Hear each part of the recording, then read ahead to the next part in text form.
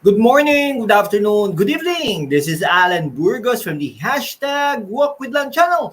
Welcome and welcome back to our channel. Guys, if you are not yet subscribed to our channel, please do it so now so that you can be a part of this growing family. Officially, we are now 8,074 subscribers. Thank you so much guys. God bless you all. Okay, so pag-usapan po natin today ay yung kay Senador Nancy Binay at kay Senador Alan Peter Cayetano. Okay? Si Senador Nancy Binay ay isa pong senador natin na taga Makati at si Senador Alan Peter Cayetano ay senador natin na from Taguig City naman. Okay? So magkalabang pamilya ito ha. Kasi yung Taguig at Makati, nabawasan ang Makati ng mga ilang barangays. So, ibig sabihin nun, nabawasan din ng mga taxes. Okay? So, ganun po yan ha. Tapos, si Nancy Binay po ay tinawag na marites ni Alan Peter Cayetano during his hearing. Ha? Yung dun sa Committee on Accounts with regards to the new Senate building na umabot na ng 23 billion allegedly. Okay? May mga pininpoint pa siya doon, yung mga security systems na umabot na 2 billion, yung landscaping na umabot ng 800,000 pesos. Diyos ko, Mariosep. No? Tapos sinasabi ni Nancy Binay, may nakita ka bang 23 billion diyan? No? Tinanong niya ang Senate kung may 23 billion doon. Ang sabi, wala, kaya umalis na siya.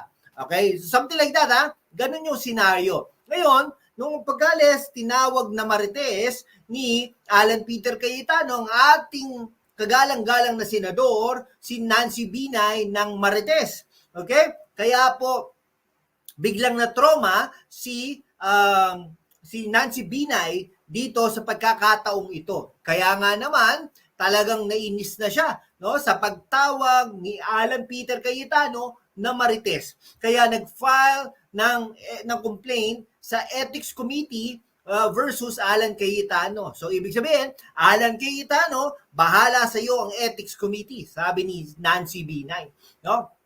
Ngayon, si Senador Nancy Binay has filed an ethics complaint against Senador Alan Peter Cayetano for calling her a marites o rumor monger during a tense hearing on the new Senate building last week. Okay. Tayo medyo natatawa dahil ito ay mga butihing at kagalang-galang na senador, ngunit nakikitaan mo sila na parang hindi pagka-senador. Naririndan mo sila ng mga salita na usually ang mga ordinaryong Pilipino ay nakakapagsabi naman nun. Pero syempre, tinuturing din natin itong mga ordinaryong Pilipino na katulad natin na minsan nagkakamali at minsan naman ay nakakapagsabi ng mga salitang ito, no?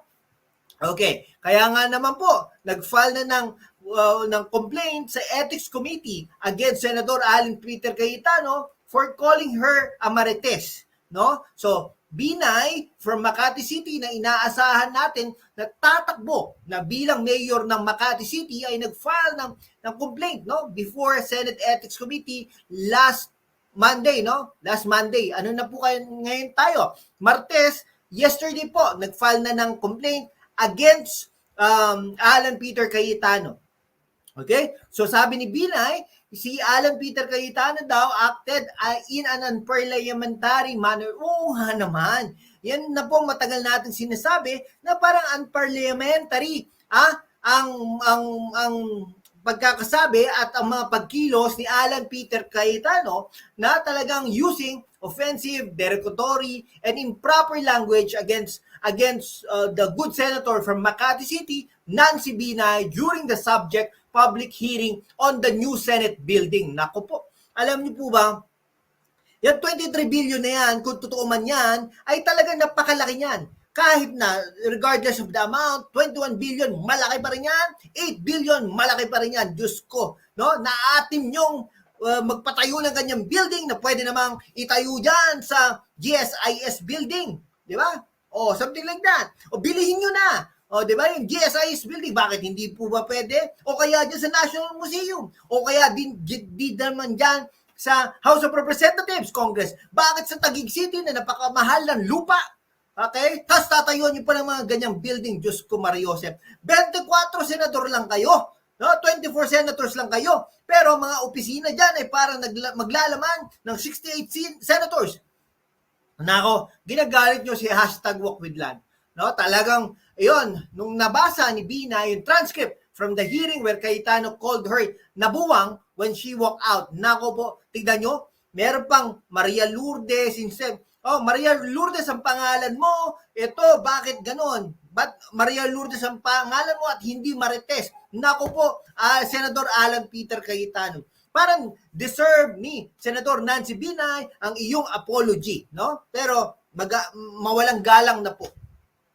Kaya naging DFA secretary pa po kayo, dapat naman medyo kagalang-galang din ang datingan. No? Pero, syempre hindi naman po natin masisisi si Alan Peter Cayetano dahil naging emotional din siya. No? Talagang si Cayetano, during the hearing, ay talagang he mocked her name, no? Maria Lourdes, when he said she was named as, not Marites. Cayetano accused Binay of spreading rumors against him.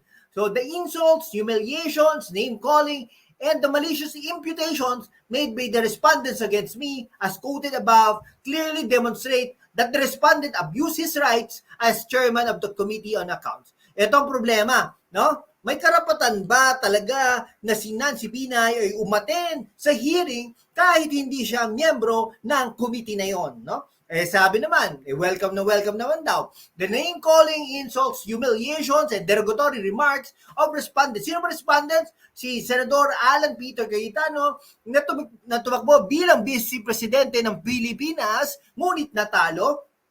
Naging Speaker of the House, naging senador na maraming beses, at naging DFA Secretary ay may mga ganitong bagay na sinasabi. Aim at me during the Senate public hearing constitute verbal abuse born of misogyny and chauvinism, she added. Oh, wow, ano kaya yung mga yon? Alright.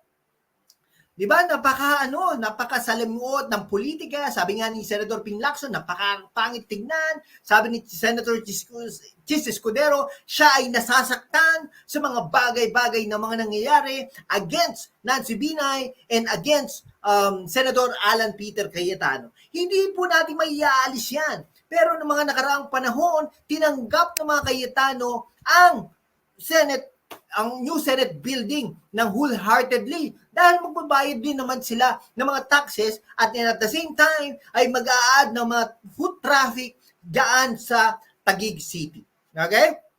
Sige po, hanggang dito na lang po mga kaibigan ko. Maraming salamat po sa inyong lahat. Kung hindi ka pa nakapag-subscribe, mag-subscribe ka naman so that we can be able to maintain and sustain this channel. Thank you so much guys. God bless you all.